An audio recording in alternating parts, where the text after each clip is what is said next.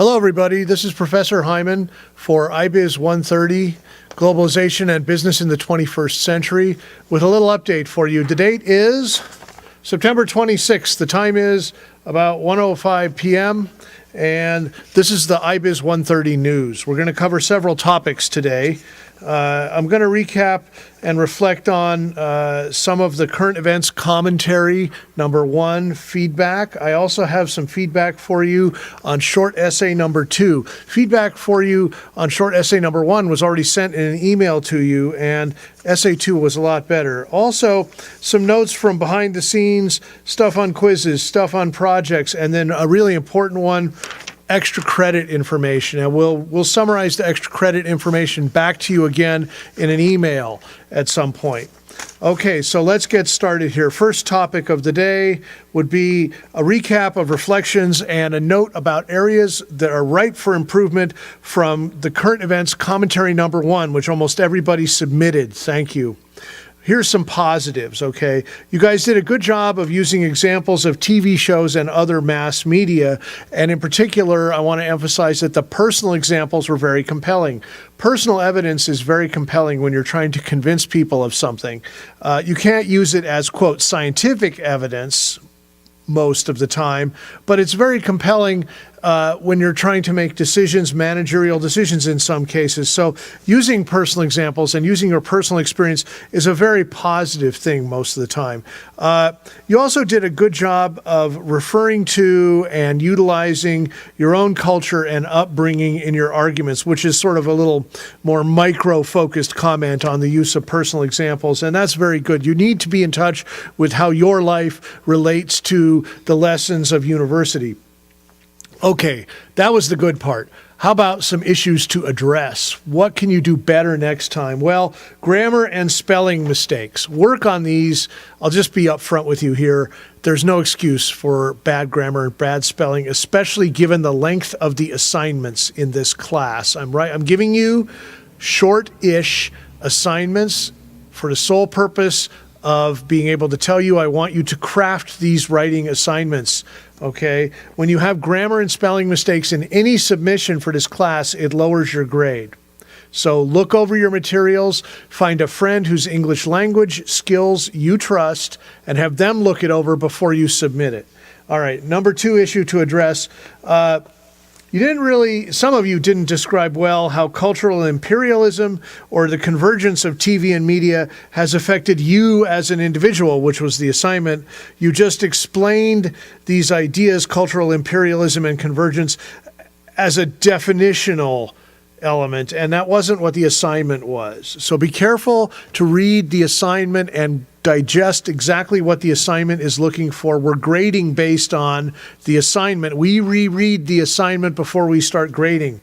Some of you also exceeded 200 words. You can all fix that. That's a pretty easy one. There's a word count function in Microsoft Word under the Tools menu. Use it. Draft it in Word, cut and paste it in. Also, just an important note here that the current events commentary is not an essay. It's not an essay format, so references are optional. You may use them. Use your personal experience. It's what the assignment requests. That's what we're looking for in that particular current events commentary. Now, let's switch gears and talk about the second writing assignment, which is in global sports, okay? And there was a lot of improvements versus the first writing assignment, so I'm very pleased many of you have taken into account the comments we sent you by email regarding, in general, what needed to be tightened up for the second essay. Here's the good stuff. More convincing use of examples to support your analysis.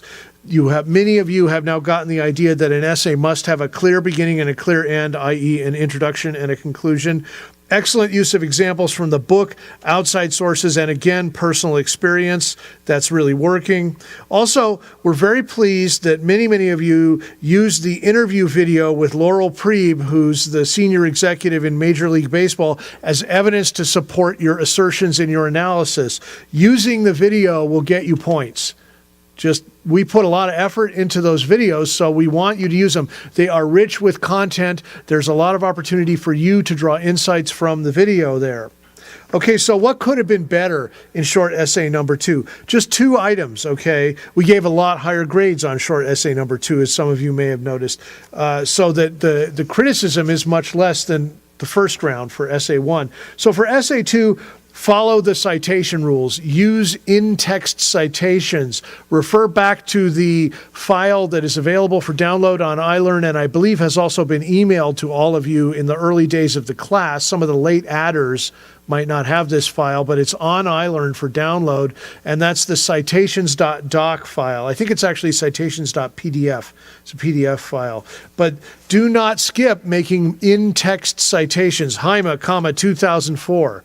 Close parentheses, and then have that in your references. Now again, short essay number 2, not the other assignment, the improvements, not the assignment of current events commentary. Short essay number 2 has an essay format, and you need to stick to it. We need your citations. We need your references. Also, second comment of 2 comments. Many of you exceeded the 1-page limit and put your references on the second page. We're not deducting points for that right now, but we may in the future. Everything should be on the first page in that assignment. Okay. That's it for kind of the mechanics of the 2 assignments, the current events commentary number 1 and the short essay number 2. Let's turn to some notes from behind the scenes. Okay, so please work the quizzes in a timely manner. We just finished quiz 1. Be careful that you know what the closing date and time is for a quiz. Some people got a little bit hurt by this error of not knowing the closing date. Be aware, you have to know the closing times too. Projects. Next topic, projects. Decide if you don't want to be on a team for this project by the 1st of October.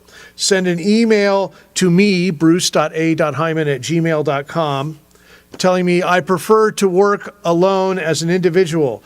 If you work as an individual, you have to write a paper about the assignment. If you work as a team, you're making a video and posting it to YouTube for everybody to watch. You'll still be posting your paper to a forum. The due dates are the same for the projects. Okay, we will assign the teams. Let's talk about how that's going to work. You're going to tell me whether you're going to be on a team or not on the team by October 1st, 6 p.m. at the latest. We will then put you on a team. We will make the groups for all the people who have not opted out by October 1st. You can still quit a group, but then you have to turn in the paper. There will be a deadline to quit the group. After that, you're stuck in the group. Okay, the minimum group size is 2 people. The maximum group size is 5 people.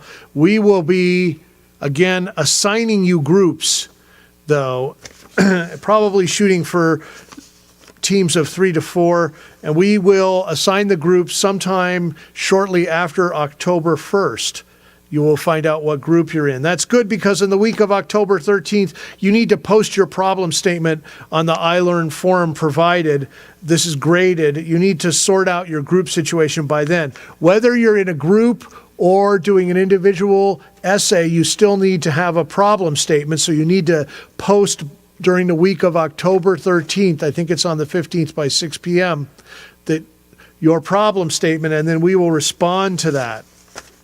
Okay, that was a real mouthful. Something that's a little easier and also more interesting for many of you. Many of you are very excited always about the prospect of getting extra credit. So let's talk about extra credit. It's important because if you get a really bad grade on something or miss an assignment altogether for whatever reason, you don't get some stuff turned in, then you need to concentrate on all the extra credit assignments. You can make up lost grade scores this way. It's really the only way to do it. iLearn doesn't like it if I let you do assignments late. It wants a concrete turn-in date. And I'm inclined to go that way, to not fight the program on that. So here are the extra credit opportunities, and I'm going to tell you we may announce more. Some of these you already know about. Okay, number 1, understanding globalization in the week 1 box on iLearn. That assignment will give you a 3.5% max bonus. That's huge. That's a big bonus to your total grade. In other words, I'll look at your final grade, multiply your final point total by an extra 3.5% and add it in. That's great. Okay, so first extra credit assignment of the four I'm about to talk about right now. Again, understanding globalization. Mind the due date. That one you have some flexibility on. Second extra credit assignment. In the global migration video, week 10 on iLearn, Dr. Valerie Rosenblatt gives you an assignment in the video. This is an extra credit assignment. This is due on November 19th, 2014 at 6 p.m. A submission link will be provided shortly on iLearn in the week 10 module. This one gives you a 3% maximum bonus, which is also huge. Number 3 extra credit opportunity, and boy, they don't come any better than this. Take a survey for Dr. Valerie Rosenblatt. Is there an easier way to get extra credit to take a survey? I don't think so.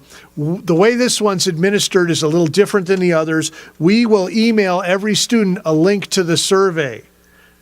Use that link to take the survey. Finish by October 31st, get a 3% bonus on your grade. Okay, there are no right or wrong answers on that survey. We just want you to take the survey. Okay, number 4 is a new one. I'm calling it My Takeaways, the Main Learning Messages. Okay, and number 4 is a short essay. It's the longest one that I've assigned to you outside of the final project, though. Here's the deal. Identify what, for you, are the main learning messages from this course. So you're going to want to do this pretty far into the course. Specify 4 messages that you feel were crucial, each from a different textbook chapter, please, and describe why each message is important. We're talking about 6 paragraphs total. Here comes the format, okay? Maximum length, 1,800 words. 1 paragraph introduction, 4 paragraphs body. That's 1 paragraph for each learning message and in each of your different chapters. And then 1 paragraph conclusion, total 6 paragraphs. Due date, December 3rd, 6 p.m. This is a little bigger, harder assignment, so we're giving you a little larger maximum bonus of 3.5% on this one.